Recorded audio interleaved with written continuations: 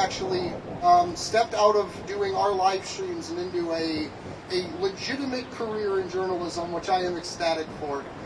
She's a reporter with acTVism Munich. I probably butchered it. Munich, one of the two. And she has helped to radicalize Germany. Most people don't really know it, and you can't really see it from here in the U.S. But Germany is one of the countries that has some of the most on the ground, some of the loudest support for Julian Assange. And I would, in no small part, thank Taylor for that and the work that she's done, traveling literally the world covering Julian's case. In February of 2020, she sent out by herself with no spending money, with a cell phone camera, and the hope of getting close to the court case to cover Julian's trial. 2 years later, she's interviewed almost anyone there is involved in this case to interview. She does wonderful reports every single week and has been able to educate almost the entire continent of Europe, or those willing to listen, about Julian's case. So without further ado, everybody, Taylor Hudak.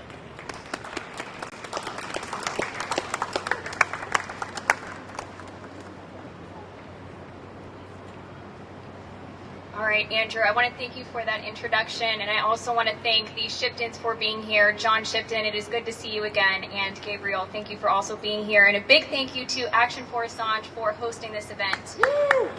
Excellent work they're doing.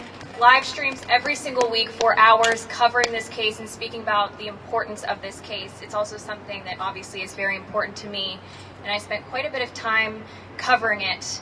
And I want to begin, first of all, by reiterating a point that WikiLeaks editor-in-chief Christian Rafferson mentioned. This was on the day before the first part of the extradition hearings, and he said that whatever one's passion is or cause is, the outcome of this case will impact your ability to fight for what means so much to you, whether that be privacy rights, anti-surveillance, censorship, animal rights, gay rights, whatever your cause is. Julian Assange's situation, his fate, is inherently tied to your fate as well. And if you're not an activist, if you're not a journalist, if you're just a member of the public who is concerned about how the United States engages with the rest of the world, and you're curious about politics, this case impacts your right to know. An attack on Julian Assange is an attack on all of us. Now, covering this case in London extensively, it is no secret that there has been numerous challenges to covering the case, whether NGO observers whose professional job it is to monitor these court proceedings and were unable to the journalists like myself who had some difficulty connecting to the video conference link. This is the most consequential press freedom case of our time. It is in the public interest to learn about these proceedings and hear about what's happening in this courtroom. We also must ask ourselves why this is happening. Why are we keeping this case in the dark? Why has the media largely remained silent? Fortunately, because of groups like Action for Assange and other grassroots journalists, more and more people in the mainstream media, the New York Times, the Wall Street Journal, among other publications, are stepping up and they're speaking out and saying enough is enough. This is wrong. This is an attack on all journalists. So it's not just a fringe group of activists anymore. That is not at all the case. Every single major civil liberties organization in the United States and throughout the world is calling for Julian Assange to be freed and for this case to be dropped.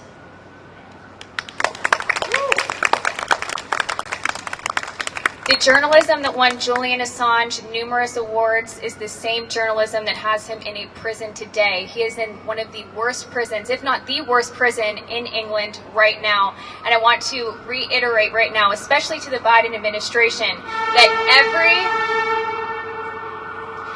that each day that Julian Assange is sitting in Belmarsh prison, and each day that the United States, this country, continues to prosecute this case, is another day that the United States betrays its own Constitution. How can we allow this? Does this make any sense?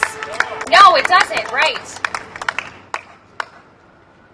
And lastly, at the end of the second half of the extradition proceedings, I spoke with Lori Love, who is one of the very few people who can understand what Julian Assange is going through as far as facing extradition to the United States. And Lori Love said something to me that was very profound. He said that oftentimes it is the process can be the punishment, This process is a punishment, and we're seeing that happen right now, especially with the judge's latest decision back earlier in winter where she denied his bail. Absolutely devastating decision, but one thing that we all have to remember is that, I want to end off first of all with a message from Edward Snowden. I said this a few months ago, but I think it's really important to keep remembering this. And I think all of us here who are activists and journalists, especially independent journalists, know this, but we cannot rely on elected leaders to solve our problems. And while I am going to call upon the Biden administration to separate itself from Trump-era attacks on the free press by dropping this case and freeing Assange, we must all depend on each other as well, because real change begins with me. It begins with all of you here. It begins with the organizers of this event. It begins with everyone who is fighting for this case and who cares about the future of the free press. Another thing too here is that this is not just a broader press issue or First Amendment issue. This is someone's life, and I think that's why it's important to have these events, to have Julian Assange's family here, so we know this is a real person who is being impacted by this. Niels Melzer, the UN Special Rapporteur on Torture, said that he has been subjected to torture for a decade. This is completely unacceptable, and the UK government, the US, Ecuador, and Sweden have not been held accountable for this. Julian Assange ought to be freed, and he also ought to be compensated for the horrific state crimes that have been leveled against him. If we constantly raise awareness and collectively act together like we are today, we can impact Julian Assange's tomorrow, we can save free speech and free press around the world, and we can save the life of Julian Assange. Thank you.